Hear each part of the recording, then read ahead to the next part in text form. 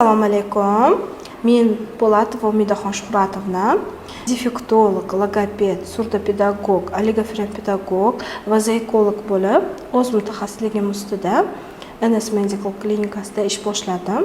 Ish tajribamda ko'plab autizm nuqsonlari, rast nuqsonlari, ZPR, alalik bolalar, motorni alaliya, ZRR bilan ko'plab ishlab olib bormoqdaman.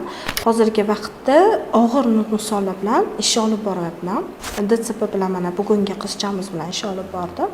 Bugungi ikkinchi muolaja kunimiz. Bu qizimizda birinchi muolajamiz massaj bilan boshlandi. 10 kun massajdan keyin sekin-astalik bilan defektolog mashg'ulotlarni ham qo'shib boraman. Bolamizda birinchi kuni kelganda onalari bilan gaplashdim. Qanaqa o'zgarish bo'ldi? Ikkinchi mana mashg'ulotga kirib keldilar.